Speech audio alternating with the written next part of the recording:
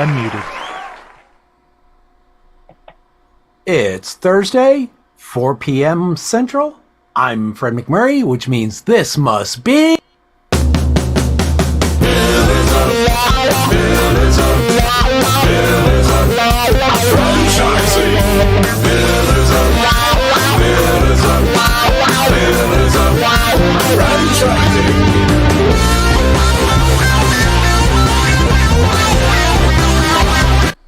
All right, I feel better. I got to rock out. Hi, Kristin. Hi, Fred. Welcome, everyone, to yet another episode of Pillars of Franchising. Yes, and as Meg message, I was really feeling the music there. I love that. So, okay. Sorry, I'll focus on franchising and not music. I'd rather do... Never mind. So, what's happening in the franchising land? I know we're going to have IFA updates out the wazoo, because that's been happening. But in the non-IFA world, for the little dude on the street that is trying to decide what to buy, if you should buy a franchise, if it's a good time now, and I know Jerry's going to say it's always a good time later, so we don't have to worry about that. But tell us, what's happening in the world of franchising, Kristin? Well, there's all kinds of stuff going on in the world of franchising, and I would tell you that it is, yes, I will steal Jerry's thunder, it is still a good time. There's a lot of kind of hubbub going on with QSR magazine and a lot of the franchise models in restaurants right now, with sales kind of teetering on a downward turn with a few of the restaurant models, because prices are starting to, well, they have been really going up. And so I think what we're seeing in some cases, in some models, is as prices go up, the breaking point for customers is starting to kind of teeter just a little bit. And I think that we're going to see that. I'm hoping that we don't start to see an all-out downslide, because that affects everybody, right? But not unlike we had happened back in 08, 09. Eventually you get to a point when you have markets with big layoffs where people have to decide, if you're paying... We went out to buy eggs the other day. I'm out in California. It was like $5 for a dozen of eggs. Come on, right? Like, if I have to pay $5 for a dozen of eggs, I may not pay $14 for a sandwich. There's just a breaking point. So hopefully things will get turned around here, and it's not hitting every industry the same. But there is some of that, and I don't think people should panic. I don't think that's quite the issue at all. If you're looking to buy a franchise, I think you should look at more recession-resistant franchises, look at services, look at things that people need, and also with that, look at markets that are still doing strong, right? So I remember when I was a kid, McDonald's thing was change back from your dollar. And now it seems like it's change back from your 50. They don't accept $50 bills where I live. Okay. At least the sign says that. Now you almost have to give them a 50 because it's well over 20. But it used to be, we don't accept $100 bills. Now you don't accept $50 bills. But it's kind of crazy. It's certainly gotten more. But I will tell you, along the lines, I'm the big iced tea drinker from McDonald's. That's my jam. You have to get their app, Fred. That's really the key to saving money at McDonald's, is you have to order off the app. So Michelle I do has think the app. franchising is still a great avenue for people to go. You'll hear a lot about IFA and some of the great things that the International Franchising Association is looking to do, not only here in the States, but internationally. You'll hear from Fred and Andrea, and we've got a great guest today who's been here since really the beginning of the show. She's been a president for our brand and president for another brand currently. Just really, it's going to be a great show today. So I'm excited to get started. I'm excited to have Meg on because she was our second guest, and she's been on multiple times. So, she actually helped make us what we were. So it's great to have her on for the 5-year anniversary month, whatever you're going to get. So at that point, I'm going to shut up, and other than say, I don't want a food franchise. What's a decent service area franchise to buy into, or at least service vertical to buy into? Well, you said the word service, right? I mean, I think the one thing we know, and this is true when I worked in the retail service sector of home improvements. I mean, that one is something that people, You always have to have heat. You always have to have plumbing, right? Some of the core things like that, I think are really critical. Look at the things that people can't go without. Those are things that I would always stick with. I mean, my brand is something that people can always clean their own house if they have to. But no one wants to clean It's their a own toilet. some people won't do it, but if I had to choose all over again, those are the recession-proof businesses. And we used to say at Home Depot, if the economy is going well and people are buying new houses, there's still stuff they're going to need or want to put in those houses. And if the economy's in the tank and they're not buying new houses, they have to fix up the old ones to keep them working. So that was one of those sectors that no matter what, there was still business going on in there. And so I think that I am a firm believer in the whole home improvement sector. That's just what I've grown up in doing, and it's proven to me over the last 40 years now that that's a strong, sturdy, stable area. So, All right. So now, in honor of yesterday's International Women's Day thingy, we'll bring on one of the second woman to help us put us over the top. hi, Meg. Hey, Kristin, good to be back with you guys. I can't believe it's been 5 years. That's absolutely crazy. Great for you guys that you have this incredible trajectory and you've built an audience and a following. That's a lot of fun. There's so many people who should learn about franchising from people who've been in it directly, who are working in it as consultants and as owners and as founders. So it's really a terrific service that you provide. Well, thank you. For the people who haven't been on or haven't listened to the show all this time, can you take a minute and introduce yourself? Because you've done so much in the franchising industry, so much for people who have owned franchises. And I don't want to certainly do you a disservice by missing anything. Could you please give our listeners a brief? Well, I'll keep it short. I'm always told you just got to describe yourself quickly and get on to what others are all about.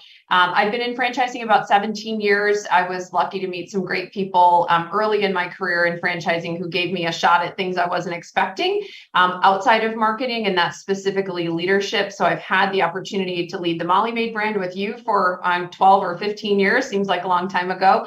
And just about 4 years ago, transitioned over into beauty and wellness, where I'm leading the Lash Lounge, founded by Anna Phillips. And I've had a lot of opportunity to get involved, some with SCOA, which was founded by Andrea Mundy, who's here on with us today as well. So a lot of experience in leadership, but honestly, my real passion is not about what I do. It's about what the franchisees do. And that's have the courage to make a decision, take a leap, and get into business with a franchisor.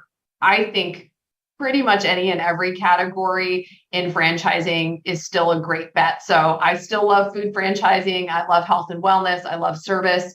I really appreciate and respect all of it because it creates a model to assist someone, to provide the back office support, the coaching, and that really helps anyone who's looking to be an entrepreneur. So maybe some categories are hotter than others at different times, but I think they're also worthy.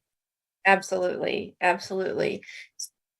So obviously I'll kind of kick us off, and then Andrew, I'm going to let you kind of take over for a bit.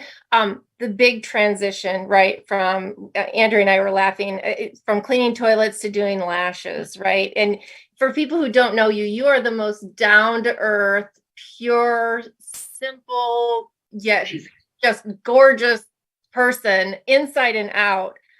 How do you make that transition from toilets to lashes? Well, you're way too generous, but I'll take the compliment. Thank you. I am kind of simple. I'm laughing because Andrea, I feel lucky, has become a friend, just like you, Kristin, and your husband have become friends to me. That's really the real reason I love franchising. It's such a great community.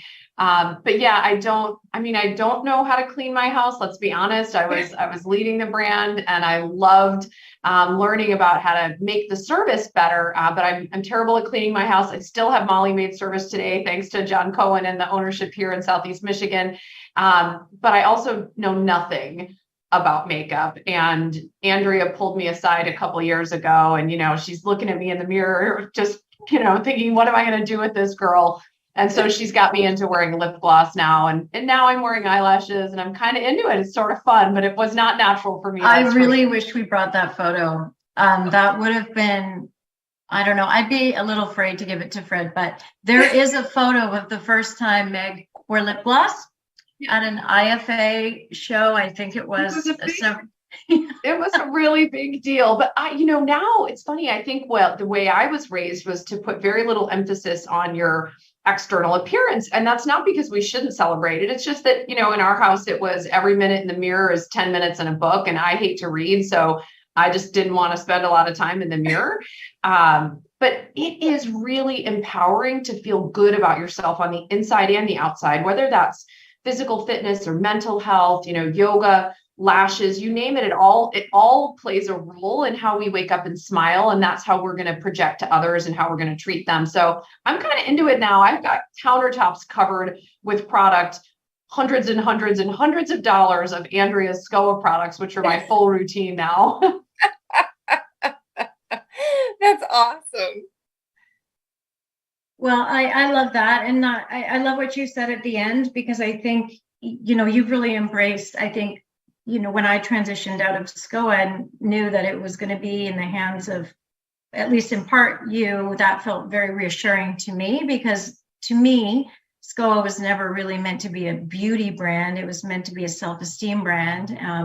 It was really just about teaching people things that are very fundamental in how we feel about ourselves and part of our wellness. And so I love that you said that. We joke about lip gloss, but hey, it makes you feel good too, right? So it's okay. Healthy skin, healthy habits. And SCOA is such an incredible brand. And it really is about healthy skin. We don't say beautiful skin because people can have skin that's in different conditions and it can still be beautiful, but it's healthy for them. That's really what we care about in the ethos of what Andrea created. So that really is what this industry that I'm in today is about. It's about wellness and self-confidence and self-esteem, as you said, Andrea. Mm-hmm. Well, I have a question actually that I hope it's okay to jump in with being on the heels of Women's Day yesterday. And yeah. I always struggle a bit with, wanting to create like this really inspirational post or something. And I love that, my favorite thing that I saw about Women's Day was something that actually someone that's now working, I think, in the Lash Lounge posted. And knowing that, I was able to make some kind of impact on another woman in her career was very meaningful for me. And then another post that my daughter made about just sort of how she saw me as a mom and obviously, a woman. But you have definitely, everyone I know in this industry talks about you. And I struggle a bit when I hear the word, she's a female this, like why we have that word female in front, I don't know. But the reason at this stage is not to be derogatory, I don't think. I think it's because it is still unusual that, you have women or people in the positions that you've held. That's not as common as I think it had been in the past. And maybe that's changing a little bit. So, the common question would obviously be, what would you say to inspire other women following in your footsteps? But I actually want to ask it a little bit differently, because I know you are a mom of boys. And so I wanted to ask you, what do you talk to your boys about in terms of what their part is in ensuring that women who deserve to be at the tables that, you've been able to be a part of and worked your way to be there for, like, how would you advise them in supporting that effort? Yeah, that's a great question, Andrea. And I know you're a mother of 4, 2 boys and 2 girls. So you have that unique perspective of advising both genders. I'll tell you what, I don't think it's what I say to my kids. I think it's what I show them. If I show them how important work ethic is, I show them how I seek to balance their interests and my interests. I show them how I respect everyone. I treat everyone with respect, whether it's the biggest franchisee or the most powerful person at IFA or someone I've just met on the vendor floor. And I've traveled with my children for a decade. Kristin can speak to that. I've taken them to every convention when they were young boys so that they could see how you behave, how you treat people, how you respect one another. So if you see that, you absorb it, you shouldn't really have to tell them. There's a funny story with my kids where I teach them manners, and I'm like, you hold the door for your mother, you hold the door for a lady. I think chivalry is still important. And they'll walk in a restaurant when they were young and they didn't hold the door for me. And they're looking around ready to order that $10 McDonald's burger. And I'm not there because I'm just standing outside. Yeah. Like waiting for him to come back and open the door. And you know how many times that happened? Twice, because they learned. And so they understand how important our roles are in the working world, in the relationship world. And that's from bearing witness as opposed to kind of directing them. This is how you should do it. It's, I want them to see it and then do it. Well, I want to remind our viewers, because we've got a lot of viewers out there today, that if you'd like to call in or chat, you can chat with us on our website. And if you want to call in, our number is 323-580-5755. Again, that's 323-580-5755. And Meg, I want to, I think this is really, you were a really great example, not only for you, but, the Guptas were always really good at it. Yeah. The great thing about franchising and people who franchise and have children, to bring your kids to these events, what a family event. And what's really cool, and we've talked about this with Jerry, is that then the second generation grows up in franchising and they're connected and they have friends. So as the second generation comes into these positions, they already have this network of friends who winds up taking over mom and dad's business, or they're somewhere in association with a franchise system. It's been really interesting to watch as your boys just kill me. I look at them now on Facebook and I'm like, oh my gosh, they were like so little when they used to come, right? And so yeah, now they're grown. Yeah, it really is. We call it the franchise family, and it's really amazing. And as a leader, that made you that much more accessible to the team of franchisees that you led. And I think that that's a really human element that you brought to the team that a lot of other leaders don't necessarily do. So I think that made it really great. How do you, if I may, I want to turn back to the question you asked though, Andrea, because it just occurred to me, we're talking about International Women's Day and sort of how I feel about that, but bringing together the two ideas of taking your children places and letting them observe things.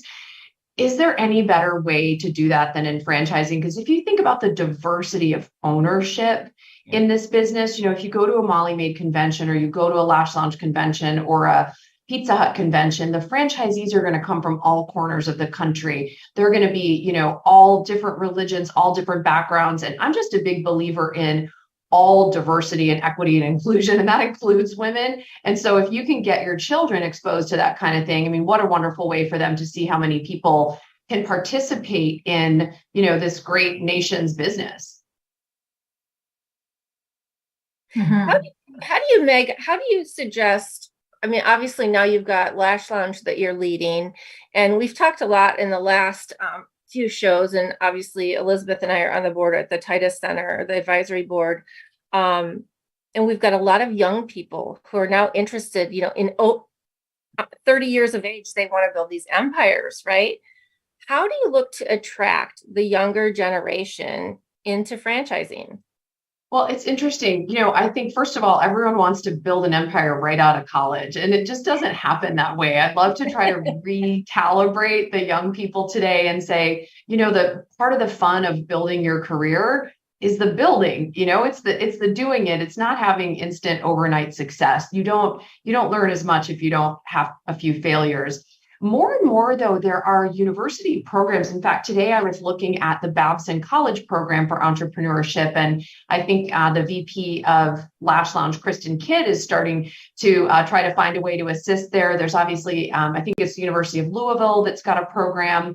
Here in Michigan, we have, goodness, it's going to escape me, a university just a little north of Flint that also has a great franchising program. So there's a lot more legitimacy in the franchising industry for curriculum in a traditional undergraduate setting.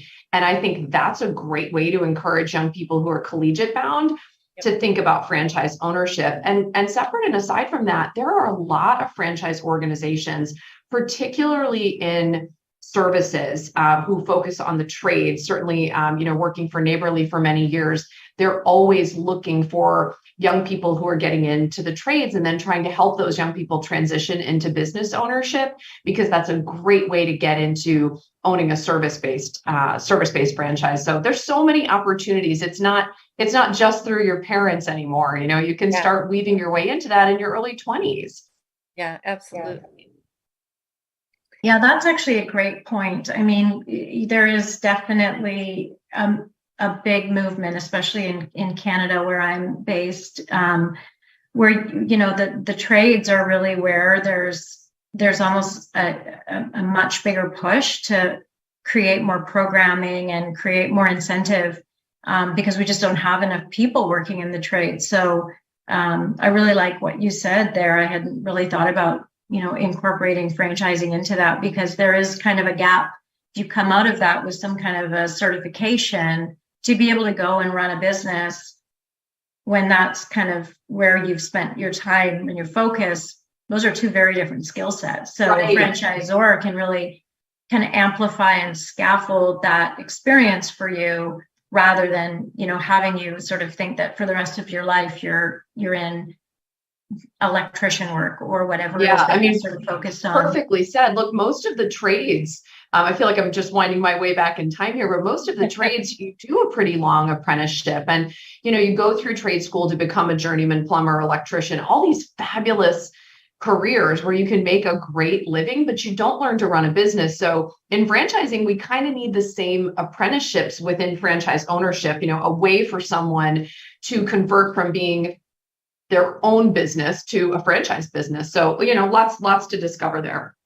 Mm-hmm. Meg, what about you bring up a really good point as we talk about these trades and these apprenticeships. Obviously running the Lash Lounge, do you have a training system in place for ladies or gentlemen who want to learn how to do lashes? I mean, do you have to be an esthetician? We do, Kristin, and I'm so glad you asked, because in the aesthetics industry, in the beauty and cosmetology industry, traditional cos schools are really focused on hair, because the styling of hair, the science of hair color, I mean, it's really intense stuff. The young women and men I've met over the last 4 years are so impressive with their skills and their emphasis. And in this industry, it's become a lot more common for people to, and not surprisingly, but people to find the thing they really are passionate about. If you're a skilled tradesman, you probably aren't, as interested in being a handyman as you are interested in being like the best plumber. Well, it's really not that different in cosmetology and aesthetics. If you love skincare, you want to be doing skincare. You don't also want to do nails and hair. So we've discovered that there's a lot more interest in single service beauty. Thus, we have SCOA facial shops, which is skincare only. Thus, we have the Lash Lounge, which is eyelashes only. We're launching a brand, Sugaring LA, which is only hair removal services.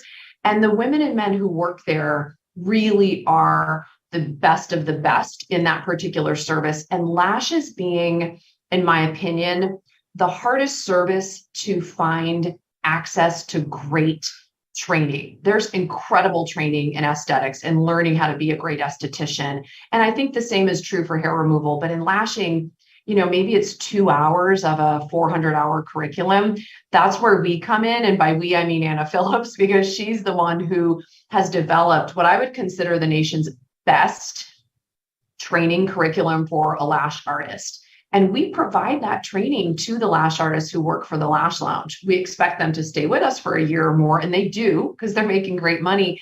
But we turn out the best of the best. So if you can go to a hotel and learn lashing in 3 hours, that's not the Ivy League of lashing. The Ivy League is coming to a Lash Lounge where the proprietary training was designed by Anna Phillips. You can't beat that. And we provide that for free to our trainees. So, we feel like we kind of are the apprenticeship to developing, the incredible lash artists and really upping the respect for this industry by being the ones who've trained more lash artists than anybody else. So where do you find your candidates then? Do you find them that come out of cosmetology schools that just kind of want to change the direction a bit?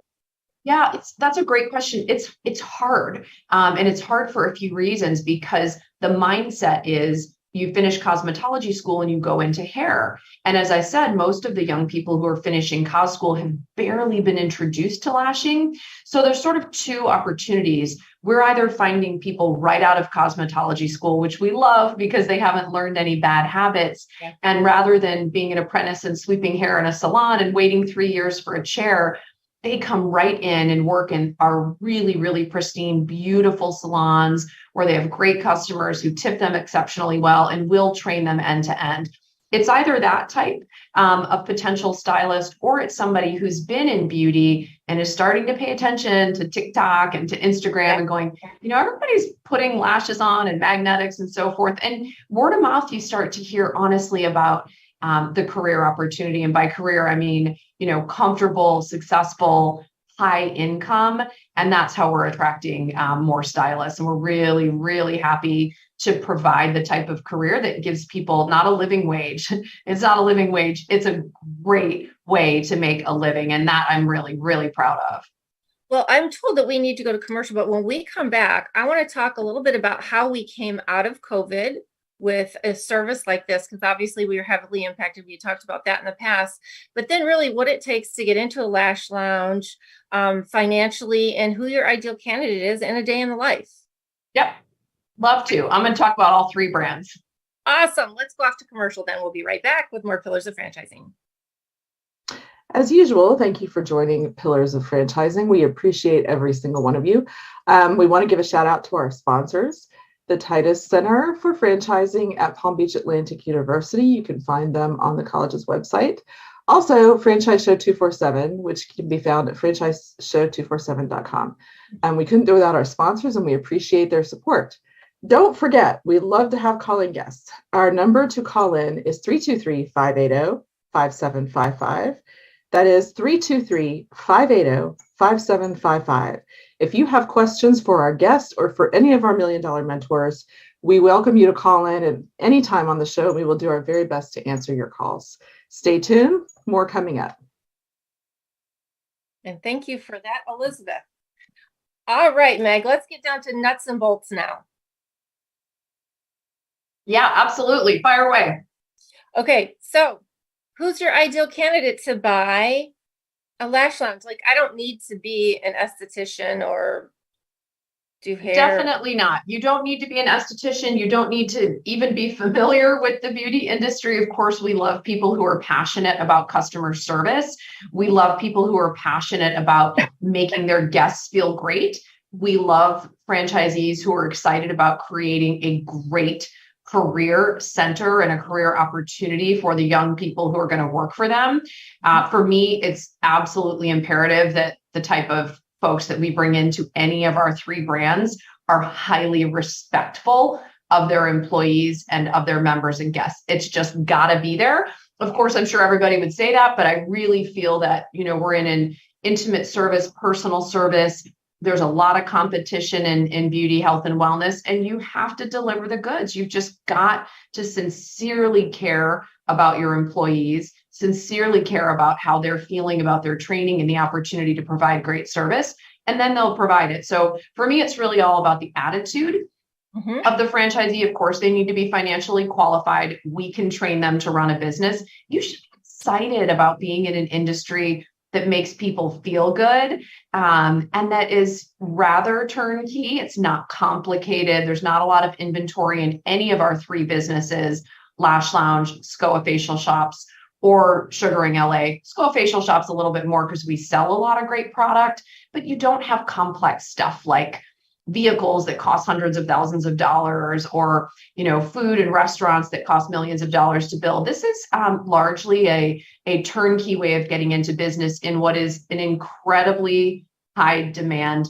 category. There is no going out of style with business. Or with beauty. I'm a perfect example, right? I did nothing, and now I pretty much do everything in the course of 4 years' time.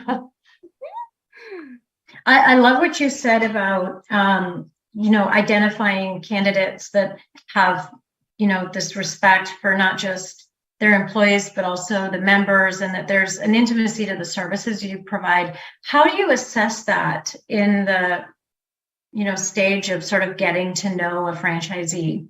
Yeah, so good. I don't want to give away my secrets because then if a candidate watches this, they're going to know. But you know what? If a candidate watches this, that means they're really interested in learning about franchising. So good on them that they get the secrets. It's not unlike what I do with my kids, Andrea.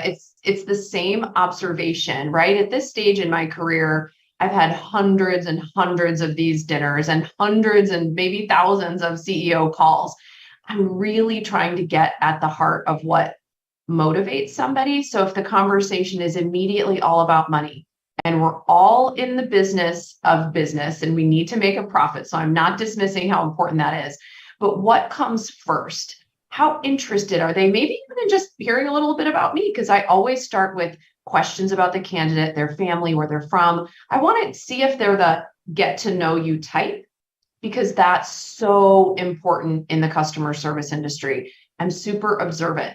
So during dinners, during lunches, I'm looking to see how they're treating the wait staff at a restaurant. I'm paying attention to whether or not they're greeting our executive assistants who are helping them with their luggage. So I'm watching the whole thing because I already know they have enough money. I already know they're interested. I want to know if they're going to be well liked and if they're going to respect the team members that are so precious to us here at the home office, and if their fellow franchisees are going to like them. So I'm not saying it's a popularity contest, not at all, but I'm saying it's really imperative that you pick very, very carefully when you're selecting people to represent your brand. Yeah, no, those are great. Those are great examples. I think it's that social intelligence to be able to, read the room when they have customers in with different needs, and sometimes those needs are unspoken. So I think that's great insight. Meg, Beautifully said. I had a great question. I'll call it from the peanut gallery since it's from Jerry. Do you allow franchisees to buy 2 or 3 of those brands, of the 3 brands, to build kind of like a beauty center if you want to do it in the same strip mall? Yeah, we haven't had that yet, but I do have this like incredible fantasy about somebody wanting to buy all 3. And there's a few reasons for it. Number one, I love all 3 services. And you could just quickly go back and forth and have all 3 appointments and just, zen out for the day. But also because the more I spend time with our stylists and our skincare coaches, the more I hear them say, I would like to have a little bit of an opportunity to just do facials once a week. Or a facialist is saying, really would love to learn lashing.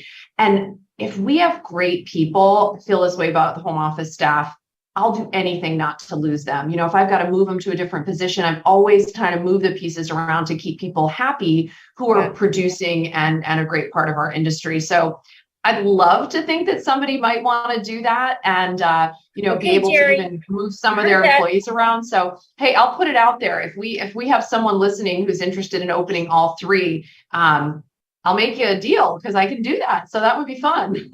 Yeah, I'm telling you, I think that is an amazing idea. I mean, oh my gosh. And Jerry, I can see smoke coming out of his ears already. The rest of you can't, but I can. So I think that's an amazing idea. And, as we close out the interview, I have to give you a huge shout out because not a lot of people know this about you, but I have to give you a huge shout out for your leadership because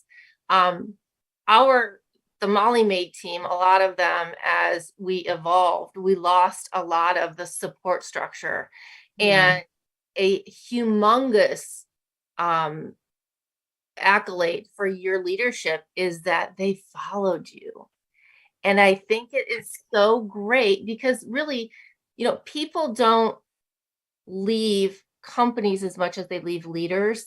And it is a huge compliment to you in the way that you respect and treat your employees when people follow you where you go. And so I just want to publicly say, I think it's amazing. And you should be so proud of yourself at how well you treat people that work for you, to have an entire team. And I know you don't solicit it. That's not what it's about. That's not who you are, right? But they know where they are going to thrive, and you create that environment. And I think that's really fantastic. So happy International Women's Day to you and the leadership that you have provided to all of those wonderful people. Well, that's really kind, Kristin. I do love team building and I do love leading people, and I happen to lead really great people. So I do feel blessed that Many of the folks I've worked with in the past have also transitioned to where I am today. And I think that, change is hard for everybody when there's new management and there's different opportunities. And we had such a great run at Service Brands with such a great group. And we had a really good run, many of us, in a few years in transition with Neighborly. I certainly learned a lot from Mary Thompson leading me there. And, when a door opens, it opens. And it's always great to be able to bring others along as it serves this time. Yeah, I think it's awesome. So congratulations to you. I'm so excited to see. I can't wait for Jerry and I to open this beauty plaza here, Jerry. So thank you so much for your time today. We can't wait to have you on. And again, celebrating our 5th year with our podcast. It's fantastic. We can't wait to see where you go and what you're doing next. Thank you guys so much for having me. And I just want to take a quick minute to say thanks to Andrea for letting me help with her brand and kind of carry that baby over here into the US. It's a real privilege. And I just feel honored. I will take all responsibilities very seriously. And I'm grateful for the friendship from both of you ladies. So thanks so much. Thanks, Meg. Hey, franchise owners. How's your local marketing? Do you feel like you could use some help keeping up with your social media posts and comments and reviews? Do you wonder if you could be doing more to attract local customers? Are you able to identify new move-ins to your local area? At Westvine, we help franchisees like you reach more local customers through digital marketing. With daily monitoring, creative content, and ad placement, and customer data intelligence, we'll get your business in front of the people who want your products or services. We also work with franchisors who need an agency to handle the digital marketing for all of their locations. If you're ready to reach more local customers, give us a call at 805-265-5440 or visit us at westvine.com. That's 805-265-5440 or westvine.com. Yay! Here we are. My 2 people who've been gone what feels like forever. You're so sweet. It's so nice to be back and to be able to come back with Andrea. I got to tell you, though, being on here with Meg and Andrea at the same time, and they're doing their makeup and all those kinds of things. And I'm sitting here thinking this picture makes me look fat. I'm going to have to do something about placing my camera from now on. You guys are, I don't know if you're bad or good for me, but I'm paying more attention. Fat and old, dude. Fat and old. Worry about the gray hair. Lashes and I don't know, Jerry. Lip gloss. It's funny because Andrea, when you saw me going on main stage before I had to do that, I literally had to go for makeup in the back. And I haven't done that since college drama, so it's been a long time. But it was kind of funny that, to Kristin's point, they put on a little stuff to make you not shine in the lights and things like that. And then she looked at my hair and she says, "Oh, Jerry's got great hair. I don't have to do anything with his hair. I'll just let him go on stage with that." So I did something right. There you go. I don't think they would have known where to start with mine. Let's be honest. Jerry. Oh my gosh. So you guys have got to have some great stories coming back from IFA and in Vegas. Oh, I didn't know we were telling those stories, but okay. Okay, those are the dark stories. We should start with the lighter stories. Yeah. It was great. I had heard it was the most well-attended IFA. I think there were 4,400 or more attendees. Good. No one missed me. That's good. No, well, they missed you. Yeah. And I thought that was really, really great. And I thought the format was different this year in that it seemed like there was more time that was a bit open. And maybe it was the way that they had that app designed to really integrate and meet with other people and build that into your schedule. So I thought that was better than in past years where you just felt like you were rushing.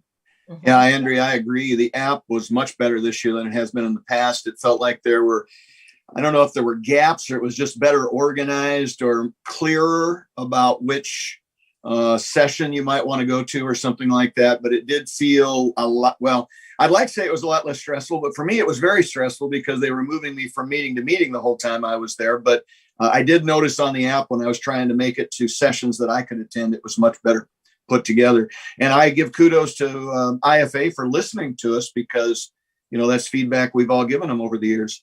Jerry, let's talk a little bit about, you know, we kind of queued this up before you both left about franchisees and getting involved with IFA. And Jerry, you talked a little bit about that you were going to be doing a class or whatever you want to call it about franchisees at IFA. Can you talk a little bit about what it was that you discussed and some of the subject matter that you think franchisees would have been able to bring back with them if they had attended this year?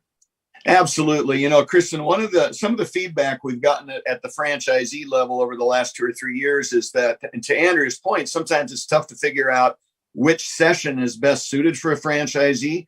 And there weren't enough sessions for franchisees. So a lot of franchisees would go there and then they'd come back and give us feedback that they didn't know if they would come again. They didn't know if there was enough, you know, information to take back that they could put into play in their business to make it worthwhile. So we took that seriously. So there's 2 or 3 things I can talk about, but the franchisee forum is the third leg of the IFA group.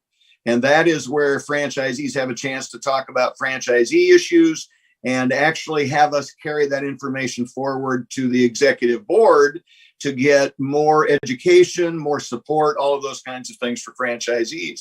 Well, at our convention forum meeting this year, we actually had 4 great speakers come in at the forum meeting. So the forum business was like 10 minutes out of an hour-and-a-half meeting. And the rest of it was speakers who spoke about things related to franchisees. We had a gentleman from, I always get these acronyms wrong, Fifth Third Bank, I believe is what it is, who came in to talk about different financing options, new and innovative financing options for franchisees to take advantage of if they wanted to get their first location or expand or acquire or whatever the case might be. We had somebody from SBA come in that had some comments about how much they were listening to franchisees and they were going to make it much easier for franchisees to get loans. One of the things I can tell you specifically that I took away from that speaker was they're going to give more authority to the local lender than they ever have in the past, because the local lender knows you and your business and the climate in that area better than somebody in DC does. So they're going to smooth that out and give a lot more credit to, because I know I've been in a situation where a lender would love to give me money, but there was some little box that didn't get checked for SBA. And so they're doing away with that, which was very powerful. We had a lady. Gary, I wrote that down. Okay. Well, I hope there's a lot of listeners writing this kind of stuff down.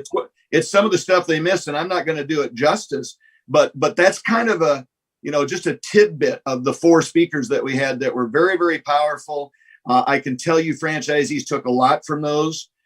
So that's one thing. The other thing, and by the way, we started a quarterly franchisee seminar session, a learning platform, where we're going to have speakers like I just discussed come in and spend an hour for every franchisee that wants to be on there and learn about that subject.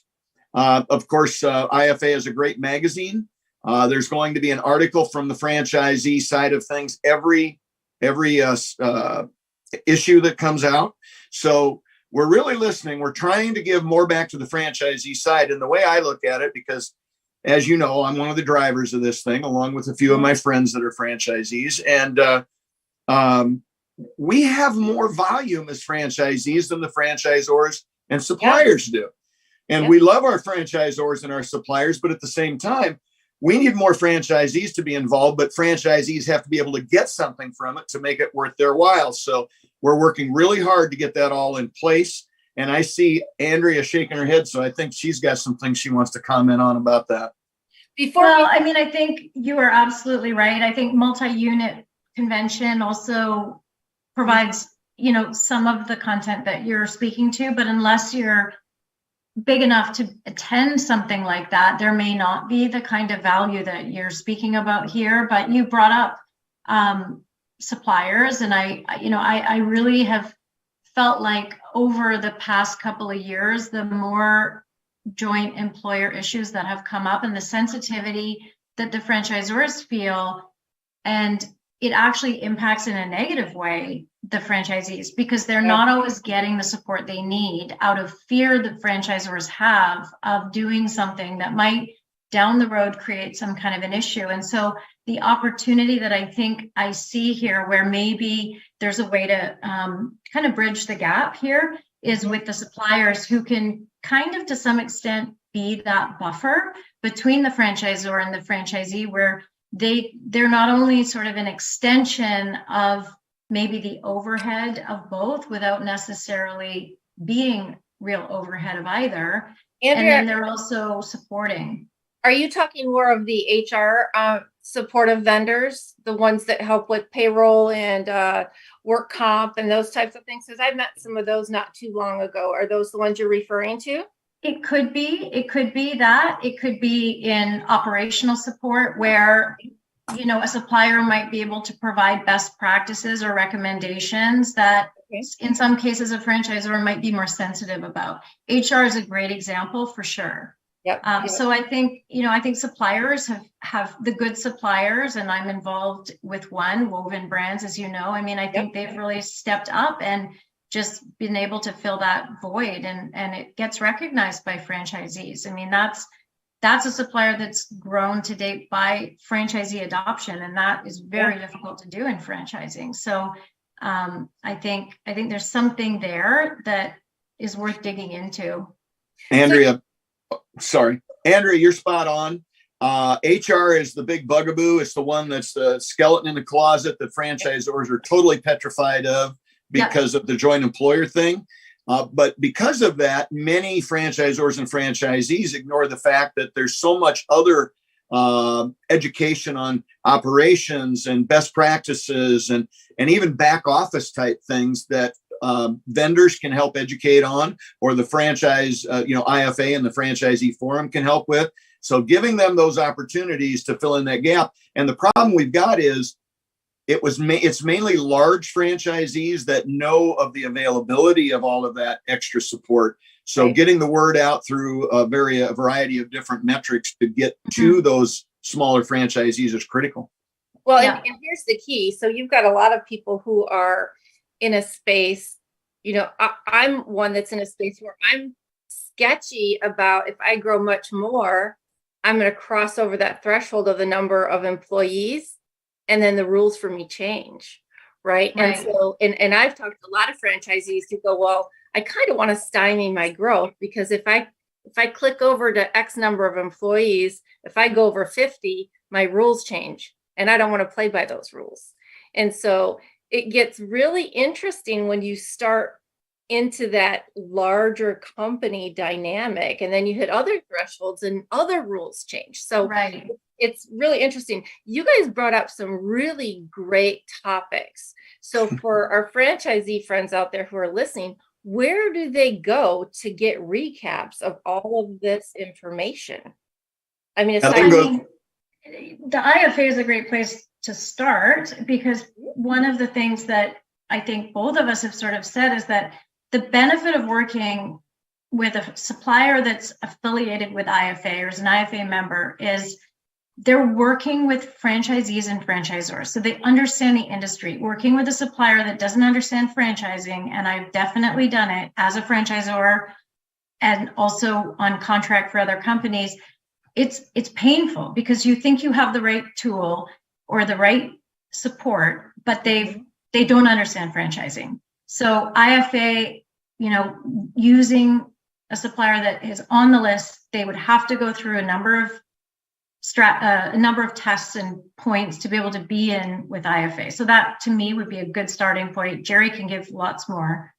Well, just go to the IFA website, because they're going to be selling the videos from all or any number of the sessions. So if anything we've spoken of, or even something we haven't of, just it makes sense and you want more information, go to the IFA website and get that. It'll also give a list of the vendors. So if there's something on there that, you know, there's a niche that you're missing, you need support in, as Andrea said, they're vetted In fact, I can tell you from the board standpoint, we're doing more vetting now than ever before, not only on suppliers, but on franchisors.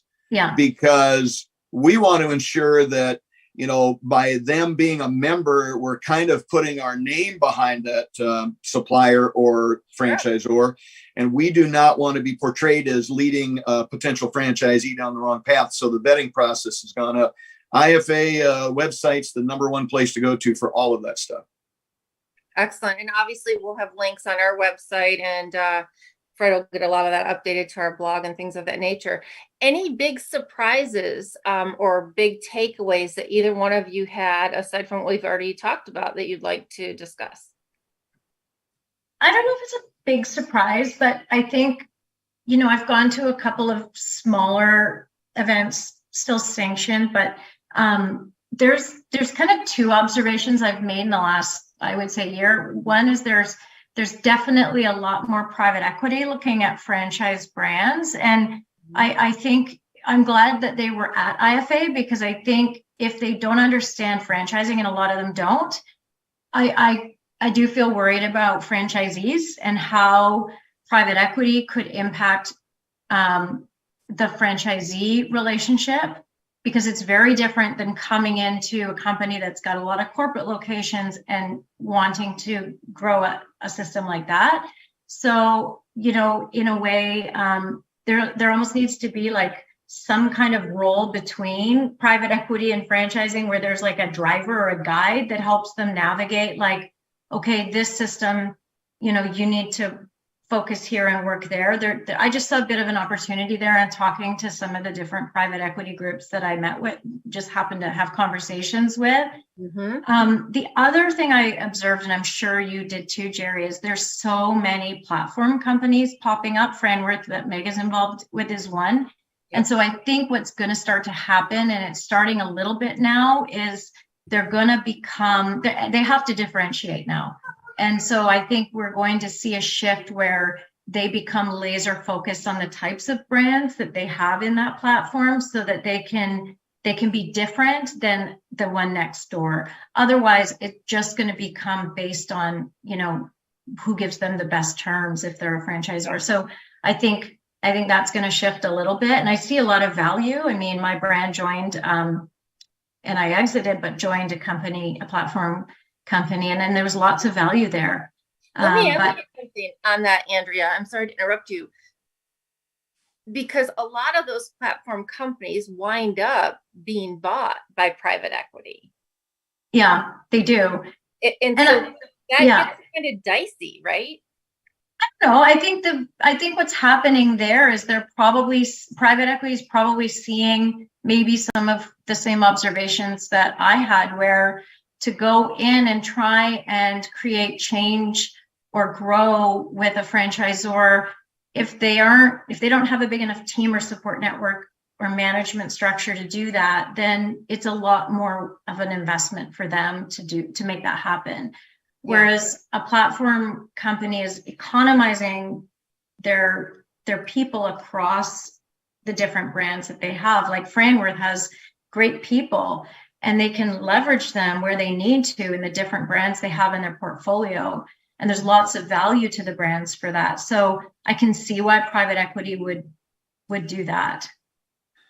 I want to tag team on a couple things that Andrea said there. And first off, let me start out with, I have never been a fan of private equity, but to Andrea's point, I learned a lot at this convention about private equity. And I do not look at them as I would in the past, which is kind of the Wolf of Wall Street, approach. It's more like they're just another investor or lender getting in. And frankly, to your point, Kristin, them buying up some of these franchise related suppliers and so on, I think only strengthens those companies and makes them better for the franchising world. And I will just add to that, it helps that one of my best friends, who has been a franchisee for 25 years, and I think you know him, Kristin, we'll get to that later, now owns a private equity firm that's only buys into franchises. So I'm very much more in line, in tune with private equity being a part of this. Now, not each of them is created equal. Anybody that's thinking about joining with somebody in that area probably needs to do some research and make sure, they're not going to buy your whole company. We don't want to be like Shark Tank and they own 99% of your company. But still, if what I see, and I'm thinking from my friend's company standpoint, but I think a lot of others out there, they understand that it's not bricks and mortar. Most lenders are still stuck in that little niche. They understand that you're going to be underwater for X number of months or years until you make money, and they're willing to go on that ride with you. So I think, I don't want to go too far, but I think they can be a positive method of people expanding and growing and so on without losing that momentum. One of my biggest takeaways, and it goes to the trade show as much as anything else, you would not believe how many vendors we had there that were in the technology field and IT for sure, but AI. Oh, yeah. AI had a huge section there, and there were classes on AI and how it's going to influence franchising and so on. And I'm old, so AI is still science fiction to me, but then they start sharing some of the things that AI is already doing in franchising and how they see it expanding. It is mind blowing. So again, people that didn't go there because they didn't think they would get anything, you missed a lot. Yeah. Yeah. Very good. Well, and I like that, as you said, if you did not get to go to the IFA website, download whatever you can. The last question I had for both of you is, were there any presentations that IFA did on cause-based marketing? Well, I do not think there was anything specific, like no panels or any of those kinds of things, but I would almost guarantee they had round tables set up to talk about that, because that's where I met Fred. Look at him laughing. That's where I met Fred the first time many years ago. I was running a table about that, and I have seen that pretty much every year since I've been going. So I would bet there was. And typically those tables are very well intended, usually overflow. People are pulling in chairs from other tables to get there. So I would almost guarantee there were some of those. Well, I want to thank both of you. I'm sure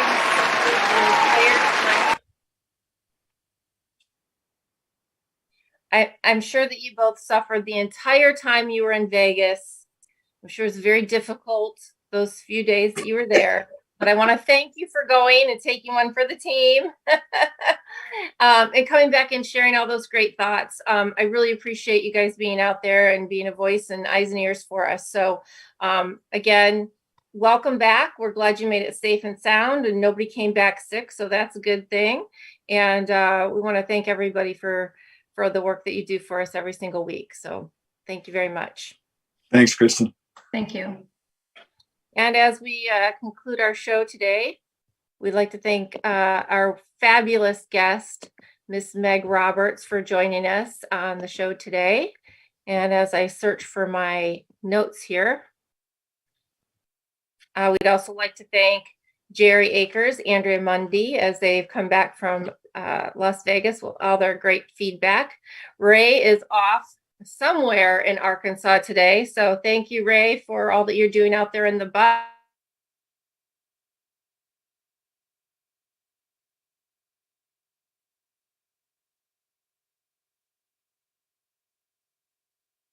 Our producer, Fred, who's there in the background making all those crazy noises. I am Kristin Selmeczy, and together we are your resource for franchising success. This has been yet another episode of Pillars of Franchising, and we are your resource for franchising success. And remember, the dream starts here. We'll see you next week, Thursday, 4 p.m. Central. Have a great week.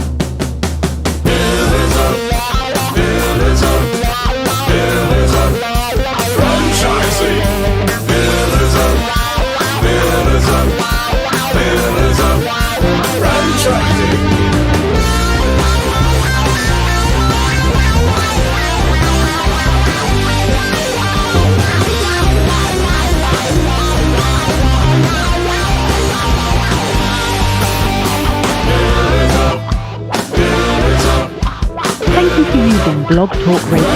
Goodbye.